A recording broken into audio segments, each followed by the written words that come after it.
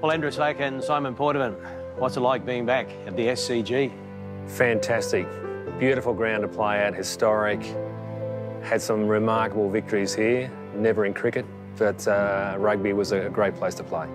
Yeah, love the SCG. Used to come here as well, not a kid, but a teenager. Great memories of staying at Bondi and getting a walk to here and watching the cricket for a few days and then driving back home, so it was lovely. It's a long walk. It is a long walk, yeah, but we were fit in those days. Couldn't afford a cab like you blokes, stockbrokers, you know. Looking out here today, it's a fantastic surface. What was it like back in '83?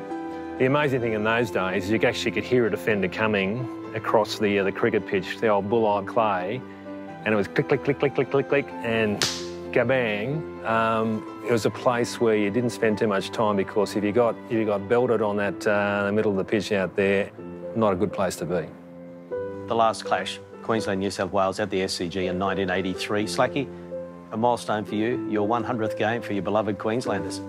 Yeah, it was a milestone. Not that, you know, such a big deal was made of those things then, but I fair dinkum don't remember much of the game. I do keep a diary, and I've, on the back of knowing we're talking about this, I checked my diary, and it says very ordinary game. So there was a lot to not remember. What about Queensland versus New South Wales? It's the oldest rivalry in Australian sport. Yeah, it was a slow start for Queensland, but they got much better over the years.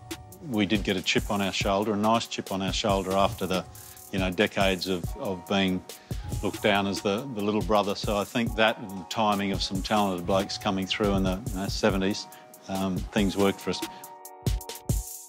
They got ahead of the curve and they were ferocious. Only two teams competing for Australian spots, so it was dog eat dog. This is why Queensland won so many games, because we played for the team. We didn't play about getting into the Australian team like all these blokes seem to have done. Are you calling them show ponies? Might have. What about that banter? I mean, you used to say that when Queensland came to play in New South Wales, it was like, you know, the banjo players were coming south. Yeah, well, that's pretty true, and they had to sort of put, you know, extra sort of room and baggage to sort of get the banjos in. New South Wales, Queensland, SCG, for the first time in 35 years. Who's going to win it? From a Queensland point of view, I think we've got an outstanding pack, which, you know, is probably 2 or 3 years away from full maturity.